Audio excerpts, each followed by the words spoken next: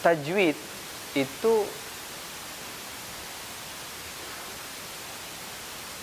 dibahas dari dua aspek, dari teori dan praktek. Ya. Teorinya, dari zaman Nabi itu sebenarnya nggak ada ilmu tajwid. Ya. Jadi ilmu tajwid itu nggak ada di zaman Nabi. Ini ilmu yang baru. Kenapa kok nggak ada di zaman Nabi? Karena Nabi Shallallahu Alaihi Wasallam yang langsung mentahsin atau memperbaiki bacaan para sahabat. Jadi nggak ada wahai Ali atau wahai Umar, nun sukun ketemu ha itu hukumnya izhar. Itu nggak ada. Ya. Jadi langsung minha, misalkan dia baca minha, langsung diperbaiki oleh Nabi. Yang benar minha, bukan mingha. Ya. Jauh dari zaman Nabi, banyak orang yang belum tahu, ya, yang tidak tahu kapan sih nun sukun itu dibaca eng, kapan dibaca en, kapan dibaca nah gitu. Ya. Karena banyak yang tidak tahu, akhirnya ada ulama yang berinisiatif membuat ilmu tajwid. Dibuatlah kaidah-kaidah nun sukun ketemu huruf-huruf tenggorokan dibaca izhar, jelas. Nun sukun ketemu huruf ba, hukumnya iqlab dan sebagainya. Ya, jadi ilmu tajwid ada ilmu yang baru. Nah, tapi dari segi praktek, tajwid itu sudah ada di zaman Nabi. Ya, dari segi prakteknya ya. Prakteknya bagaimana? Ya udah, di teorinya nun sukun ketemu huruf-huruf tenggorokan dibaca jelas. Nabi alaihi wassalatu wassalam mengajarkan kepada para sahabat itu langsung dipraktekkan dengan jelas. Minha an'amta an'a, langsung. Ya, langsung dipraktekkan. Nah, itu dari segi prakteknya. Jadi kalau ditanya tajwid itu di zaman Nabi adanya dari segi teori atau praktek? Dari praktek. Ya, jadi dari segi praktek. Nah, kemudian hukum ilmu tajwid dari segi teori dan praktek. Nah, teori tajwid, hukum dipelajari itu fardu kifayah. Ya. Hukum mempelajari ilmu tajwid, ya, teorinya fardu kifayah hukumnya. Adapun prakteknya fardu ain. Ya, jadi kalau teorinya izhar, idgham, itu semuanya itu hukum mempelajarinya fardu kifayah. Apa itu fardu kifayah? Fardu kifayah adalah ketika ada sebagian yang telah mempelajarinya, maka gugur kewajiban lain untuk mempelajarinya. Ya. Ketika sebagian ada yang mempelajarinya, maka gugur kewajiban yang lain untuk mempelajarinya. Dan sekarang sudah sangat banyak orang mempelajari ilmu tajwid. Maka sebenarnya sudah gugur kewajiban kita mempelajari tajwid dari segi teori. Ya, sudah gugur. Dari segi praktek, sepakat para ulama hukumnya fardu ain. Fardu ain wajib semua muslim. Apapun profesinya, siapapun dia. Mau dia guru matematika, mau dia guru IPA, mau dia tukang kebun, ya, tukang bangunan, sampai presiden sekalipun wajib membaca Al-Quran dengan tajwid. Kenapa? Karena di dalam Al-Quran Allah tegaskan di surah Al-Muzammil ayat 4. Ya, Al-Muzammil ayat 4. Allah Subhanahu wa taala berfirman, yang bawa mushaf silakan dibuka. Ya, yang bawa mushaf Al-Quran dibuka surah Al-Muzammil ayat 4. Ya, surah Al-Muzammil ayat 4. Surah Al-Muzammil ayat 4. Juz 29. Setelah juz 28 sebelum juz 30. Ya. Ya, silakan dibuka. Juz 29. Setelah surah apa ya? Surah Al-Jin. Ya, setelah surah Al-Jin, juz 29, halaman coba dilihat. 5 574. Ya, silakan. 574. Allah Subhanahu wa taala berfirman, "Auzid 'alaihi warattilil Qur'ana tartila." Kalau terjemahan kita di mushaf kita itu, dan bacalah Al-Qur'an secara perlahan-lahan, ya. Sebenarnya benar maknanya, ya. Tetapi kalau kita mengkaji dari segi bahasa Arab, ada makna yang lebih mendalam. Warattil merupakan kata perintah, ya. Kata perintah untuk tartilkanlah. Jadi Allah itu memberikan perintah kepada kita, warattilil Qur'an, tartilkanlah Al-Qur'an, tartila, dengan tartil yang setartil-tartilnya. Gitu maknanya. Nah, apa sih tartil itu? Oke. Tartil intinya membaca Al-Qur'an dengan tartil, perintah Allah di sini, ya. Tidak hanya bacalah Al-Qur'an dengan tartil, tetapi di akhir Allah memberikan penekanan, bacalah Al-Qur'an dengan tartil yang sebenar-benarnya. Itu maknanya, ya. Jadi memang membaca Al-Qur'an dengan tartil adalah perkara yang wajib. Nah, sekarang kita kaji apa itu tartil. Nah, ya. Tartil didefinisikan atau ditafsirkan oleh Ali bin Abi Thalib radhiyallahu taala anhu adalah tajwidul huruf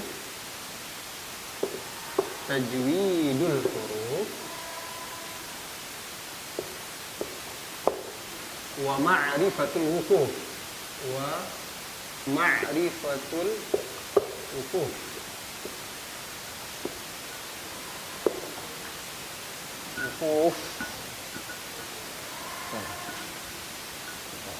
silahkan langsung ikut ditulis. Tajwidul huruf wa ma'rifatul wuquf. Tajwidul huruf wa ma'rifatul wuquf.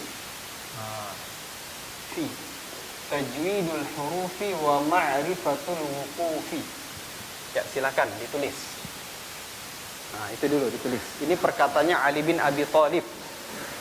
Yang nggak bisa tulis Arabnya, bahasa Indonesianya aja. Tajwidul huruf wa ma'rifatul wuquf. Ya.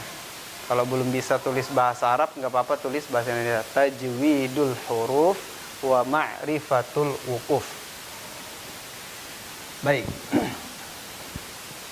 Ini menjadi materi pengantar kita, ya, sebelum kita masuk ke makharijul huruf.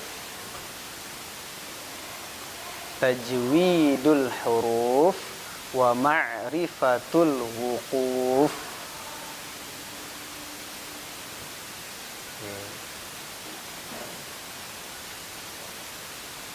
Sudah ya? Belum ya? Oke, nggak apa-apa, tulis. Nggak apa-apa, ya. Ini Masya Allah. Iya, latihan ini ya, Masya Allah. Selama ini mungkin belum pernah, ya. Sekarang kita tulis bahasa Arab. Nggak apa-apa. Ya, sudah di usia segini baru belajar. Nggak apa-apa, ya. Nggak ada kata terlambat dalam belajar. Ya. Ya, makanya benar yang disampaikan Ustaz Fatur Rahman kemarin, ini bukan TPA, Ibu. Ini kuliah katanya. Masya Allah, ya. Baik, tajwidul huruf wa ma'rifatul wuquf artinya tajwidul huruf, memperbaiki. Jadi tajwid itu artinya memperbaiki, ya. Tajwidul huruf memperbaiki pengucapan huruf. Tajwidul huruf artinya memperbaiki pengucapan huruf. Wa ma'rifatu, dan wa itu dan, ma'rifatu mengetahui, wa ma'rifatu dan mengetahui, al-wuqufi tata cara berhenti, al-wuqufi tata cara berhenti. Tajwidul hurufi memperbaiki pengucapan huruf, wa ma'rifatul wuqufi, dan mengetahui tempat berhenti. Baik. Jadi tartil artinya adalah tajwidul huruf wa ma'rifatul wuquf, memperbaiki pengucapan huruf dan apa? Mengetahui tata cara berhenti. Di sini ada 2 poin. Dan ternyata memang dari sekian banyak pembahasan tajwid, kan di dalam ilmu tajwid itu banyak ya, makharijul huruf, ada tebal tipis, ada panjang pendek, ada ikhfa, idgham, idhar, dan sebagainya. Nah, bab terpenting dalam ilmu tajwid itu 2 ini, ibu-ibu.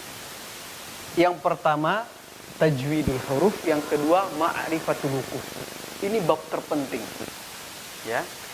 Bab terpenting pertama adalah yang pertama, tajwidul huruf. Terpenting kedua, ma'rifatul wuquf. Tajwidul huruf artinya memperbaiki pengucapan huruf. Kenapa kok huruf? Kok bukan ayat yang disebutkan? Kok bukan kalimat? Kok bukan kata? Baik.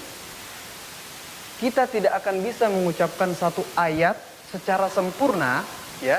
Innal ladzina kafaru sawa'un 'alaihim a'adzartahum am lam tunzirhum la yu'minun. Satu ayat ini kita tidak akan sempurna mengucapkan sebelum satu kalimat sempurna. Satu kalimat misalkan alhamdulillah, tuh satu kalimat tuh. Alhamdulillahi, ini sudah jadi satu kalimat ya. Lebih dari satu kata sudah jadi satu kalimat. Nah, satu kalimat ini juga tidak akan bisa sempurna sebelum satu katanya sempurna. Alhamdu, itu satu kata. Itu juga tidak bisa akan sempurna mengucapkan satu kata sebelum satu hurufnya sempurna. Maka memang benar awal mula baca Al-Quran itu mempelajari makharijul huruf. Maka ini materi pertama kita, makharijul huruf. Ya. Jadi tujuan diawali dari huruf supaya bisa sempurna mengucapkan kata. Kemudian dari kata sempurna baru bisa masuk ke kalimat. Kalimatnya bisa sempurna baru bisa masuk ke ayat.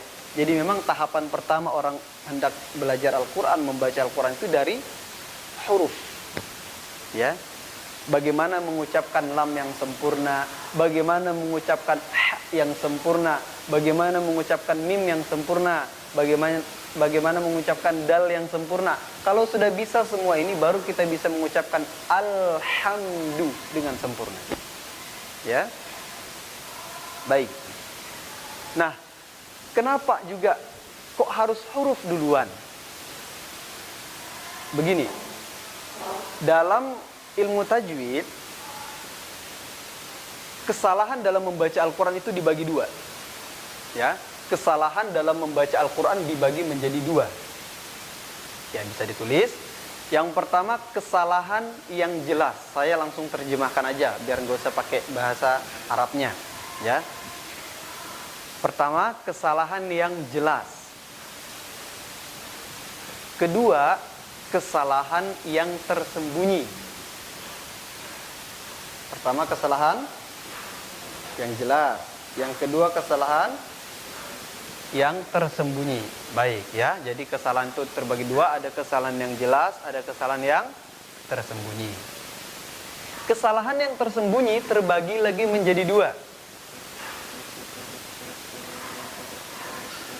Kesalahan tersembunyi yang jelas dan kesalahan tersembunyi yang tersembunyi. Masya Allah. Ya, jadi kesalahan terbagi 2 tadi ya. Ada kesalahan yang jelas dan tersembunyi. Nah, kesalahan tersembunyi terbagi kesalahan tersembunyi yang dan kesalahan tersembunyi yang tersembunyi. Baik, ini kita kaji ya. Pertama, kesalahan yang jelas dibagi menjadi 4. Kesalahan yang jelas dibagi menjadi 4. Dinamakan kesalahan jelas, kenapa? Karena memang sangat jelas kesalahannya. Apa itu? Nah, yang 4 ini. Pertama, merubah huruf atau mengubah huruf. Ya, jadi kesalahan jelas itu dibagi menjadi 4. Pertama, mengubah huruf. Kedua, mengubah harokat. Pertama, mengubah huruf. kedua mengubah harokat, ketiga menambahkan huruf, keempat mengurangi huruf. Kita ulangi, yang pertama apa? Mengubah huruf. Yang kedua mengubah harokat. Yang ketiga, yang keempat mengurangi huruf. Ya. Pertama, mengubah apa tadi? Huruf. Contoh. Coba dengerin mana yang benar, mana yang salah. Alhamdulillahi Rabbil Alamin. Alhamdulillahi Rabbil Alamin. Yang benar yang pertama, yang kedua? Pertama. Kenapa yang kedua salah? Mengubah menjadi huruf ha. Jelas salahnya ya? Tuh, itu dinamakan kesalahan jelas.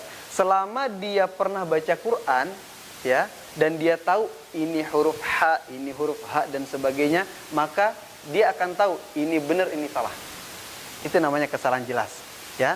Selama yang menilai sudah pernah baca Quran, ya, paling enggak dia sudah tahu bedanya antara ha, a, gitu ya.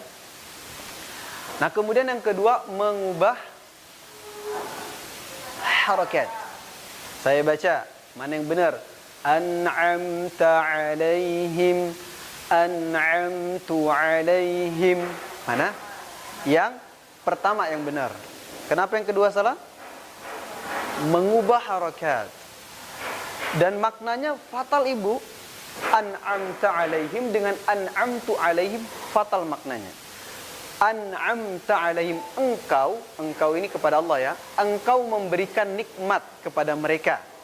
Kita bilang an'amtu alaihim, aku memberikan nikmat kepada mereka. Fatal, ya. Padahal ini yang memberikan nikmat adalah Allah, bukan kita, ya. Makanya fatal banget. Jelas nggak salahnya an'amta alaihim dengan an'amtu alaihim? Jelas. Yang ketiga apa? Menambah huruf. Ya, semoga ibu-ibu sudah pernah dengar ayat ini dan insya Allah pasti ada yang hafal. Coba didengerin kira-kira mana yang benar, mana yang salah. Yang pertama, la in syakartum la azidannakum. Yang kedua, la in syakartum la azidannakum. Saya ulangi, yang pertama, la in syakartum la azidannakum. Yang kedua, la in syakartum la azidannakum. Yang benar yang pertama atau yang kedua? Yang pertama. Kenapa yang kedua salah? Menambahkan huruf. Alif ditambahkan. Kalau la in syakartum la azidannakum artinya jikalau kalian bersyukur pasti aku tambah nikmat. Kalau yang kedua, la in syakartum, jikalau kalian gak bersyukur, pasti aku tambah nikmat. Enak banget ya. Ya? Ini tidak bersyukur dikasih nikmat. Jelas ya salahnya ya. Yang pertama gak ditambahkan alif, yang kedua ditambah alif. Yang keempat apa? Mengurangi huruf. Mengurangi huruf, misalnya ya, dengerin lagi. Yang pertama, alhamdulillahi rabbil alamin. Yang kedua, alhamdulillahi rabbil alamin. Mana yang benar? Pertama. Yang kedua, kenapa salahnya? Mengurangi huruf mim, dihilangkan mimnya. Ya, ini juga merupakan kesalahan-kesalahan yang jelas ya. Jadi ada 4 ya. Kalau ditanya masih ada lagi nggak Ustaz? Masih banyak ya. Tetapi cukup 4 ini menjadi contoh ya. Sekarang kesalahan yang tersembunyi. Kenapa dinamakan kesalahan tersembunyi? Karena kesalahannya tersembunyi. Yang diketahui bagi orang yang sudah pernah belajar tajwid walaupun masih dasar. Ya. Kenapa dinamakan kesalahan tersembunyi? Karena memang kesalahannya tersembunyi. Diketahui bagi orang yang sudah pernah belajar tajwid walaupun masih tajwid dasar. Contoh lagi, saya baca kira-kira mana yang benar, mana yang salah. An'amta alaihim. Yang kedua, an'amta alaihim. Yang pertama, an'amta alaihim. Yang kedua, an'amta alaihim. Yang benar pertama, kedua. Kenapa yang kedua salah? Disamarkan. Yang benar dijelaskan. Bukan eng. Yang belum pernah belajar tajwid beranggapan perasaan sama aja. Di situ ada merubah huruf nggak, Bu? An dengan ang. Ada merubah huruf nggak? An'amta dengan ang'amta. Ada dirubah nggak di situ? Nggak ada yang dirubah. Apa yang dirubah di situ? Apa yang dirubah kira-kira? Suaranya. Nah, itu. Yang satunya yang satunya Nah, gitu, ya. Ini tersembunyi bagi orang yang belum pernah belajar tajwid. Dia merasa udah sama aja kok antara an'amta dengan ang'amta. Ya. Oke. Ini contoh kesalahan tersembunyi, ya. Dan ini masuk dalam kesalahan tersembunyi yang jelas. Jadi tadi kan kita sudah bagi dua ya. Kesalahan tersembunyi ada kesalahan tersembunyi yang jelas dan kesalahan tersembunyi yang tersembunyi. Nah, kesalahan tersembunyi yang jelas itu tadi contohnya an'amta dengan ang'amta. Bagi yang pernah belajar tajwid walaupun dasar sudah tahu itu kesalahan. Contoh lagi misalnya ada yang membaca minha dengan mingha. Minha dengan mingha. Mana yang benar? Pertama, minha. Kenapa yang benar dibaca jelas? Ya, karena memang hukumnya harus dibaca jelas. Tentu bagi orang yang sudah pernah belajar, ya. Kesalahan tersembunyi yang tersembunyi ini yang bisa dikatakan susah sulit. Ya, coba saya baca, cari salahnya di mana. Ya, Bismillah. Kan dari tadi ini sepakat terus jawabannya nih ya. Oh bagus ya. Pokoknya kalau di kaidah fikih itu ijma namanya. Sudah sepakat suaranya. Ini salah, ini benar. Nah coba di sini. Kira-kira masih satu suara kah atau sudah terpecah ini? Ada perbedaan pendapat di kalangan ulama. Ya. Oke, saya bacakan.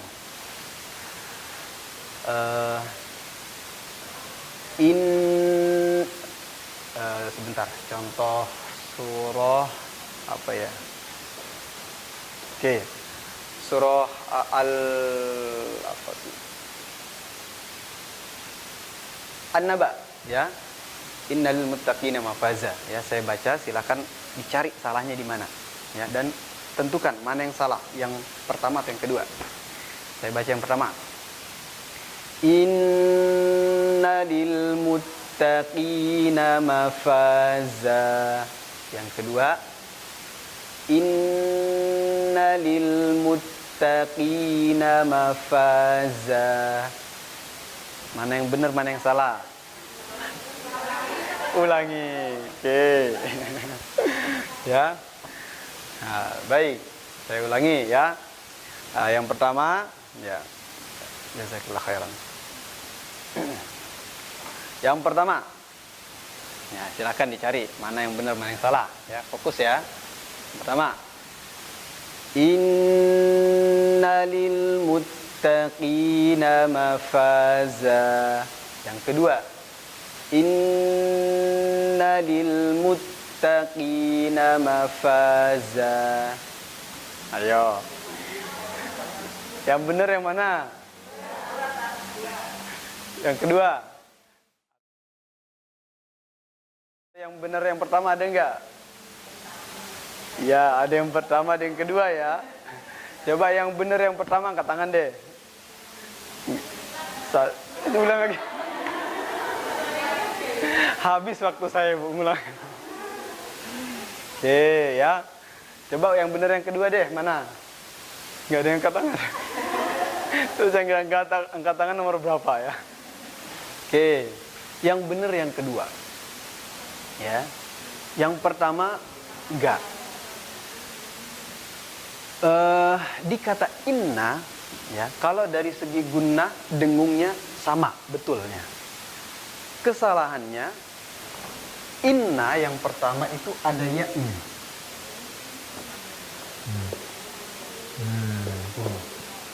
Inna lil muttaqina mafaza. Yang kedua enggak ada, langsung inna. Oh. Ya. Ya. Sabbihisma rabbikal a'la. Yang kedua, sabbihisma rabbikal a'la. Yang benar yang pertama, yang kedua. Luar biasa, ya. Pokoknya ini terjadi perbedaan ulama. Wah, pertama, kedua, pertama, kedua. Oke. Yang benar yang pertama. Yang kedua yang salah. Oke, sebentar. Di mana kesalahannya? Yang kedua, pertama, ya benar tadi disampaikan Ibu. Yang benar pakai ba bukan p. Yang kedua tadi pakai p, sab bi, walaupun keluarnya bi, tapi di awal dia p, sab ya. Yang benar sabbi, sabbi, sabbi. Sama tadi kan pas tahsin dengan Ustazah Zahra, alhamdulillahi rabbi, rabbi bukan rob. Kalau rob itu p bukan ba. Rabbi bukan Rabbi. Ya. Sama yang kedua tadi, ya, di akhir kepanjangan jadi 3 harokat, yang benar 2. Yang benar sabbihisma rabbikal a'la 2. Tadi 3 sabbihisma rabbikal a'la 3. Ini yang sering kita terjadi. Ya. Wadduha wallaili idza saja 3 harokat. Ma wadda'aka rabbuka wa ma qala 3. Yang benar 2. Sabbi wadduha 2. Wallaili idza saja 2. Dan ingat, di antara kesalahan tersembunyi yang tersembunyi, suka menabrak huruf hamzah kalau nggak sadar. Contoh, wasyamsi wa duhaha wal qamari idza talaha. Ha ada hamzah. Wal duha wal laili idza saja. Ha hamzah semua itu. Yang benar wad duha, alirkan. Baik, ini kesalahan tersembunyi yang tersembunyi. Nah, sekarang bagaimana terkait hukumnya? Nah, hukum kesalahan yang jelas dihukumi para ulama haram hukumnya. Ya, berarti nggak boleh dipraktekkan, berdosa. Haram hukumnya mempraktekkan kesalahan yang jelas. Adapun kesalahan tersembunyi, baik itu tersembunyi yang jelas atau tersembunyi yang tersembunyi, para ulama mengambil kesimpulan cukup hukumnya sampai makruh, tidak sampai haram. Ya, kalau kesalahan yang jelas haram, kesalahan tersembunyi makruh, baik itu yang jelas ataupun yang tersembunyi. Namun ada catatan, nggak bisa ketika misalkan ada orang yang baru belajar kemudian dia salah kita katakan ini haram, ini berdosa. Oh enggak, ya. Diterapkan, dihukumi dia berdosa adalah ketika dia sudah belajar tapi dia nggak mau memperbaiki, tetap dia salahkan, itu baru dihukumi berdosa. Selama dia masih dalam proses belajar atau dia belum tahu bacaan yang benar bagaimana, maka dia tidak bisa dikatakan berdosa. Ya, sama ini, misalkan kita habis belajar nih ya, Al-Fatihah tadi, kita tahu yang benar itu begini, tapi pas praktek nanti kok nggak benar-benar. Ya, di sini Allah Subhanahu Wa Taala ya menerapkan ayatnya, la yukallifullahu nafsan illa wus'aha. Allah tidak membebani satu kaum melainkan sesuai kesanggupannya. Selama dia masih proses belajar terus, alhamdulillahirabbil alaminnya ini nggak benar-benar. Kan ada tuh yang mengucapkan alhamdulillahirabbil alamin. Ada tuh. Nah, Nggak, ya udah nggak masalah ya. Selama dia masih proses belajar, Allah akan memaafkan. Tapi dengan catatan terus dia melatih, ya. Jadi jangan sampai dia sudah tahu begini yang benar, tapi dia nggak mau mencoba. Nah ini yang dikhawatirkan masuk dalam kategori berdosa. Bisa dipahami Bu ya.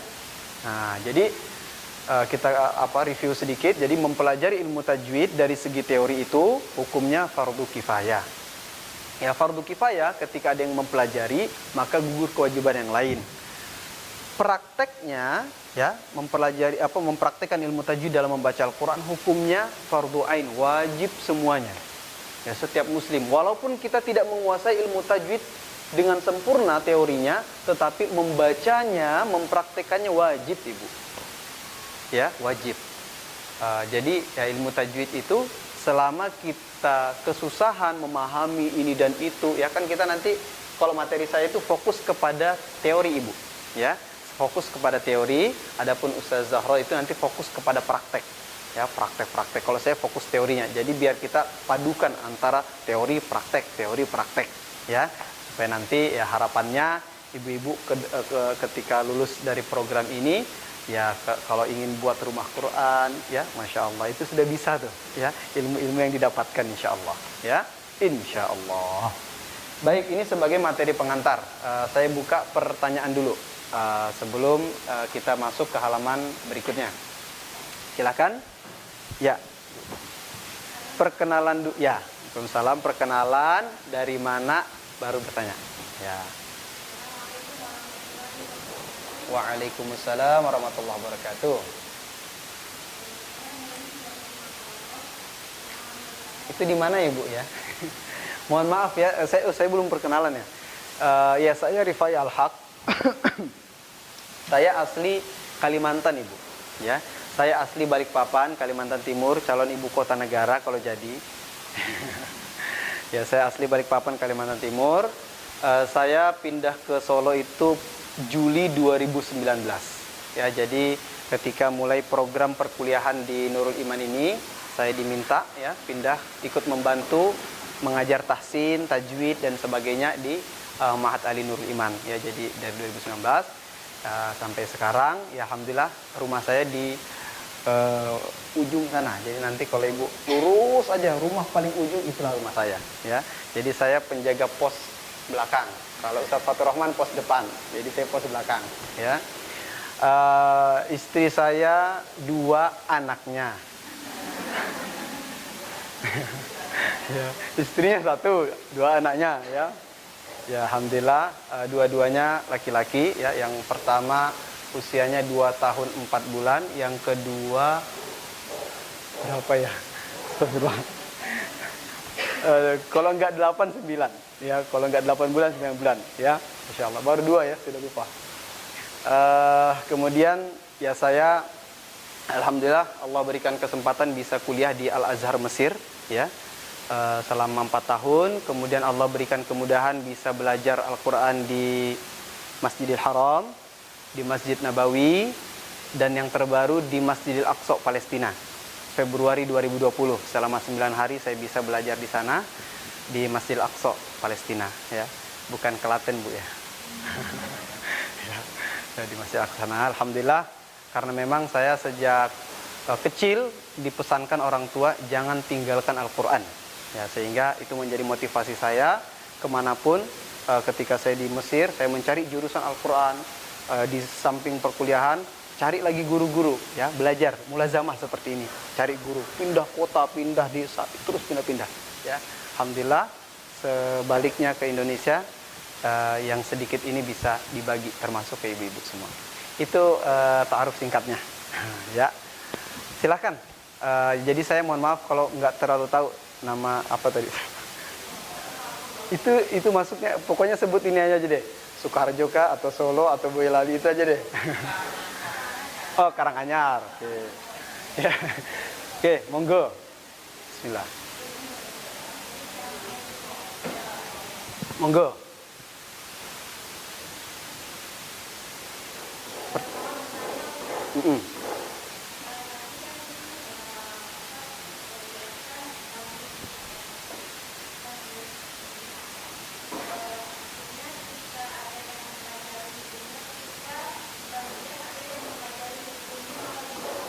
Hmm.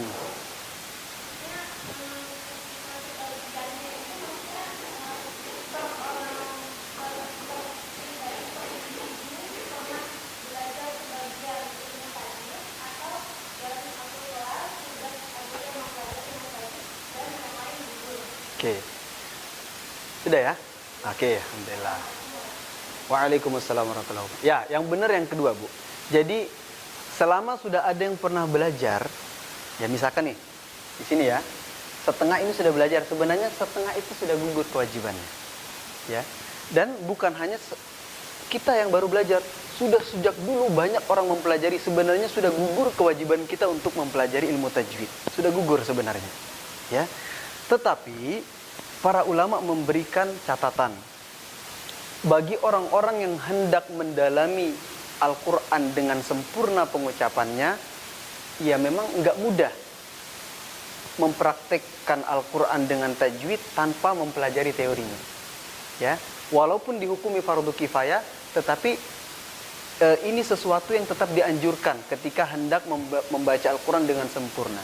Ya, jadi tetap sebenarnya sudah gugur kewajiban kita. Adapun ketika kita tidak mempelajari ini ilmu tajwid, maka tidak masalah Ibu sebenarnya. Ya, tidak masalah. Ya, tetapi bagaimana kita bisa mengetahui bacaan yang benar dan tidaknya tanpa mempelajari? Ya, selama antara teori dengan praktek ini jalan berbarengan, insya Allah bacaan kita makin hari akan makin bagus insya Allah. Allah Ta'ala ala wa alam. Selanjutnya, ada lagi? Ya, silakan. Waalaikumsalam warahmatullahi wabarakatuh. Ya.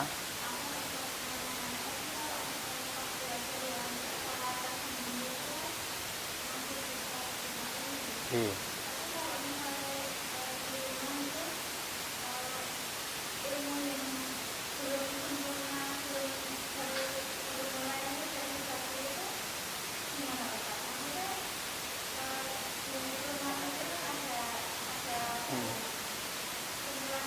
Iya, iya.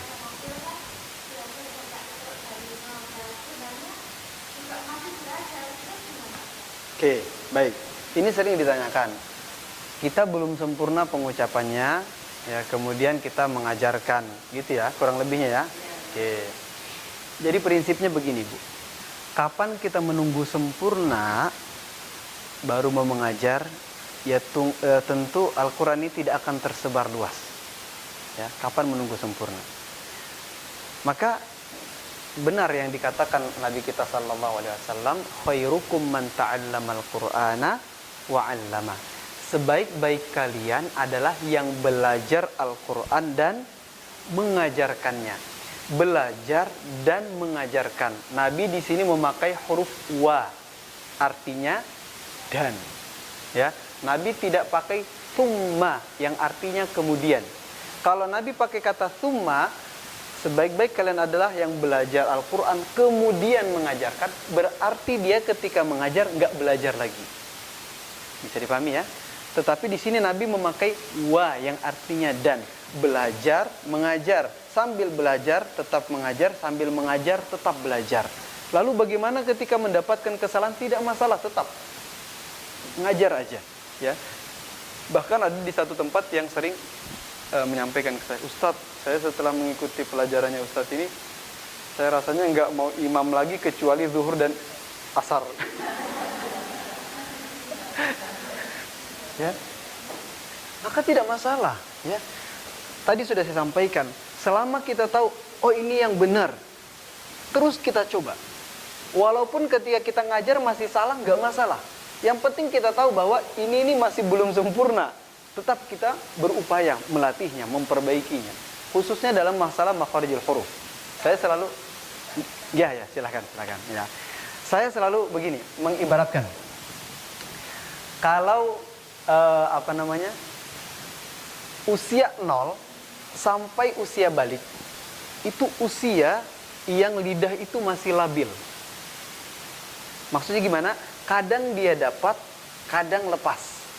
Itu usia yang labil masih lidahnya. Ya usia anak TK, SD itu masih labil, Bu. Jadi tentu kita harus ada keringanan. Terkadang ada sebagian kita yang mengharuskan pokoknya Nggak lolos Iqra 1 nggak boleh Iqra 2. Di Mesir beda, Bu. Pokoknya dia mau bener mau salah tetap lanjut aja, tapi tetap dikawal. Dikawal, ya. Karena anak-anak itu kan mentalnya labil juga kan, ya. Temannya sama-sama dia mulai, yang satu lolos, ya aku kok nggak lolos sih. Ya. Akhirnya nggak mau lagi belajar. Maka harus ada keringanan-keringanan itu karena memang usia tersebut masih labil lidahnya.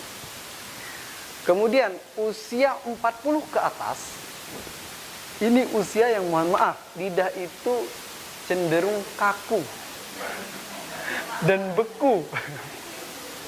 Ya, jadi memang penuh perjuangan untuk kita merubahnya. Ya, penuh perjuangan, apalagi baru di usia 40 dia baru baca Quran. Itu Masya Allah. Jadi memang guru yang mendapatkan murid usia 40 ke atas baru dia belajar baca Quran harus sabar. Karena sejak usia 1 tahun sampai usia 40 bacaannya seperti itu. Kita menginginkan dalam 7 hari, 1 bulan merubah yang 40 tahun kan nggak mungkin, ya. Maka harus ada keringan-keringanan. Nah, jadi intinya Ibu tetap mengajar saja, ya, walaupun masih ada kesalahan-kesalahan itu, ya, walaupun masih ada kesalahan tidak masalah, ajar saja, ya.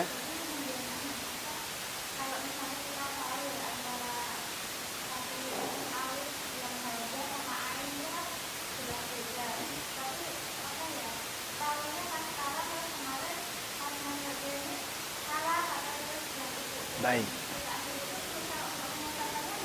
Oke, begini. Yang lalu biarlah berlalu, kita buka lembaran baru. Itu prinsipnya.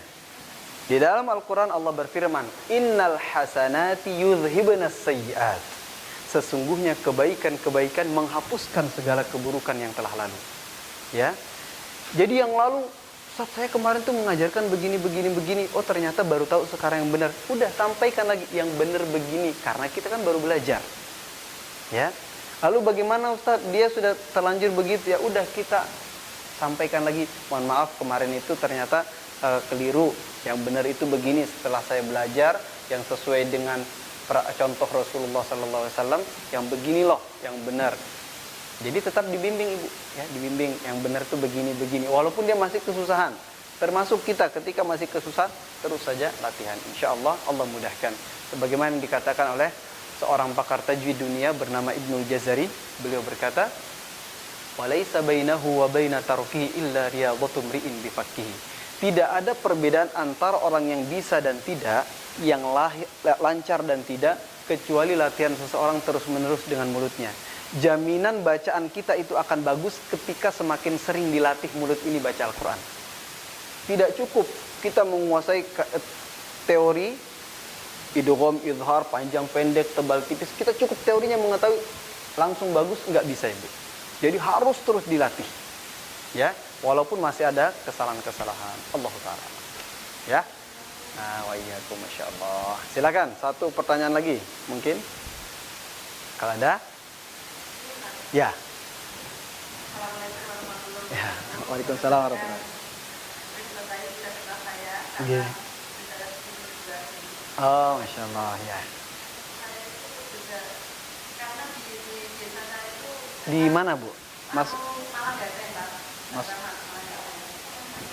Karanganyar, ya. Karena dia itu sekolah sudah usia paling tidak usia 50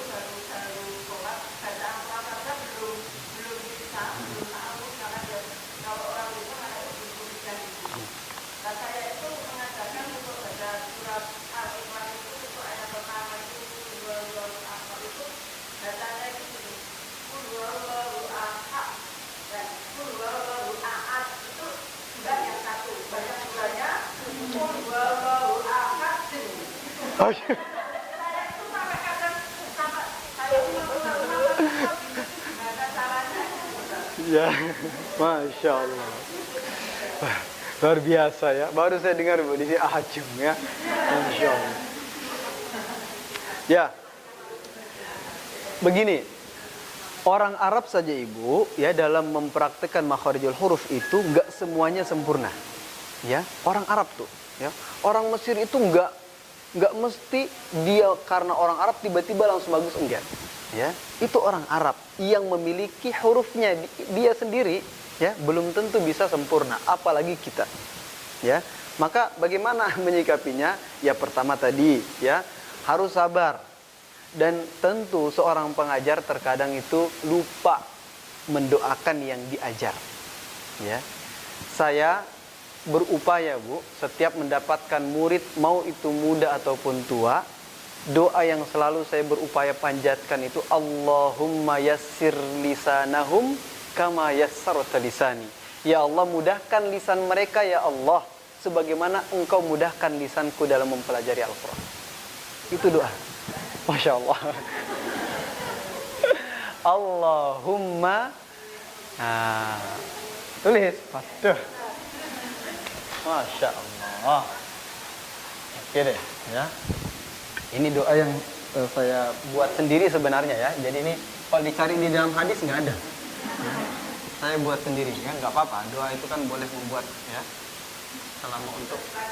Ya, benar. Ini harus didoakan murid-murid yang kesusahan lidahnya, ya. Allahumma yassir,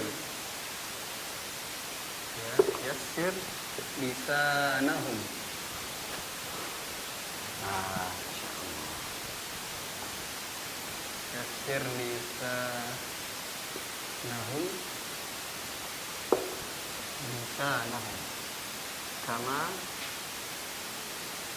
kama yassarta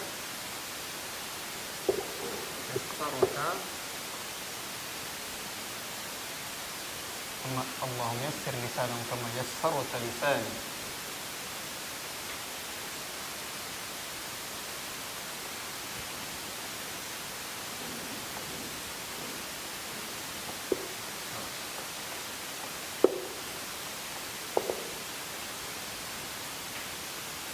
Allahumma yassir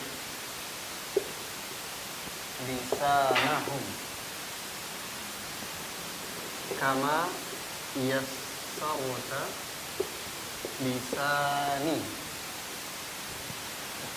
Allahumma yassir lisanahum kama yassarta lisani.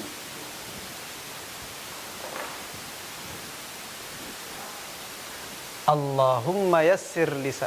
Doa untuk murid. Ya, pokoknya doa untuk apa ya?